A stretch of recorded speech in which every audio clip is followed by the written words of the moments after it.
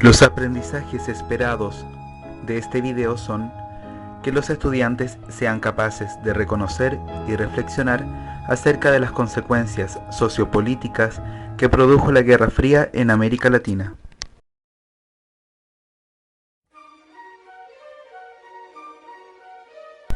Este conflicto, que caracterizará las relaciones políticas internacionales de la segunda mitad del siglo XX, se vivió en América Latina de una forma particular.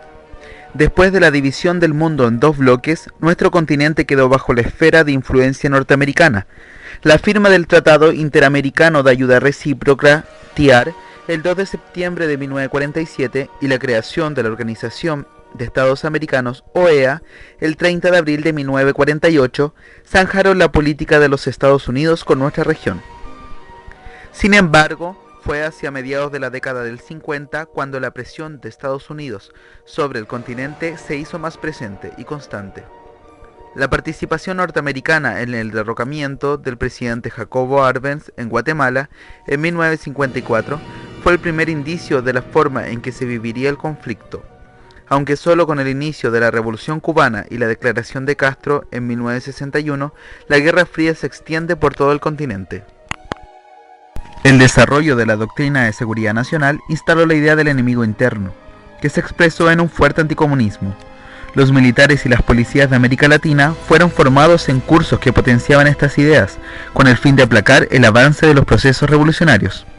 Incluso, gobiernos reformistas que habían recibido el apoyo inicial de Estados Unidos, como el brasileño João Goulart, terminaron siendo acusados de dirigir a sus países hacia la izquierda, por lo que fueron depuestos por los militares con el beneplácito estadounidense.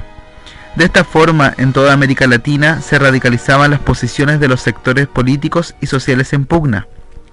En las décadas del 60 y 70 proliferaron los golpes de Estado, protagonizados por los militares, quienes ejercieron una dura represión y pusieron en jaque a los sistemas democráticos de la región. Los únicos estados latinoamericanos que entre los años 60 y 90 estuvieron regidos por gobiernos civiles fueron Costa Rica, México, Venezuela y Colombia. Aunque no faltaron los intentos de golpes y conflictos internos, como la guerrilla en Colombia, siguió funcionando la democracia. La mayoría de los gobiernos militares que se establecen en América Latina se caracterizaron por los siguientes aspectos. 1. La institución militar asume el poder para reestructurar la sociedad y el Estado de acuerdo con la doctrina de seguridad nacional. 2.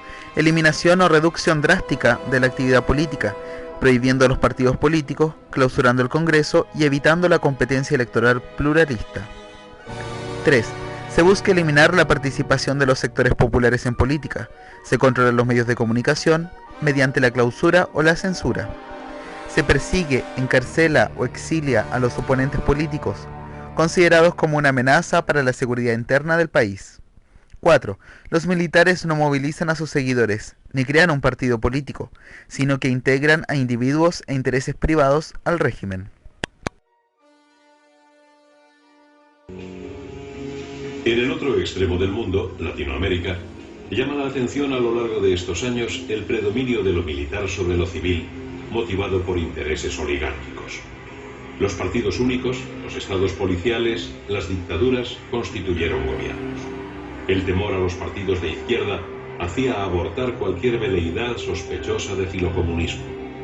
La guerrilla rural, embrión para la toma del poder a la cubana, no fue secundado por el campesinado, aunque sí en Nicaragua y otros países centroamericanos que mezclaron el marxismo con la teología de la liberación. En Colombia, Misael Pastrana obtiene la presidencia en unas elecciones acusadas de fraude. Los seguidores de Rojas Pinilla se lanzan a la calle provocando graves altercados. Se declara el toque de queda y el país se sume en el caos. Cuba continuó siendo un problema.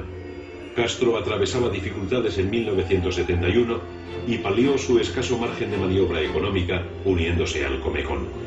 La visita de Brezhnev en 1974 reforzó su alianza con la URSS. Un año después, la OEA sancionó a Castro por su intervención en Angola. Alejandro Lanusse fue elegido presidente de Argentina en 1971. Poco después se creó el Ejército Revolucionario del Pueblo. La disputa con Inglaterra sobre las Malvinas tomó auge. La vuelta de Perón en 1973 fue efímera. Un año después moría, depuesto por los militares, mientras la actividad guerrillera llevaba al país a una situación crítica. La política del ministro López Rega provocó una huelga que doblegó a la presidenta Isabel Martínez. La escalada guerrillera se acentuó y se declaró el estado de sitio. En 1970, una coalición de izquierdas ganó las elecciones chilenas. Salvador Allende nacionalizó la banca y acabó con los monopolios. Expropió la Telephone and Telegraph, la Anaconda Copper Mining Company, el salitre y el hierro de capital igualmente estadounidense, las cementeras y los grandes latifundios. El 11 de septiembre de 1973, una junta militar presidida por Augusto Pinochet se hizo con el poder. Las Fuerzas Armadas tomaron la capital chilena y cercaron el Palacio de la Moneda. A mediodía fue bombardeado y las tropas de asalto tomaron el palacio. El cuerpo de Salvador Allende fue encontrado muerto en su interior. Comenzaba un largo periodo de dictadura militar. La mayoría de los gobiernos militares aplicó una política represiva, que generó un problema de violación a los derechos humanos, expresado en la gran cantidad de víctimas, entre detenidos desaparecidos, ejecutados políticos, torturados y exiliados. Hasta el día de hoy, la lucha a favor del pleno esclarecimiento de estas violaciones ocupa un lugar central en las sociedades latinoamericanas, que por muchos años incluso fueron negadas u ocultadas por las autoridades militares y por civiles que justificaban estas medidas.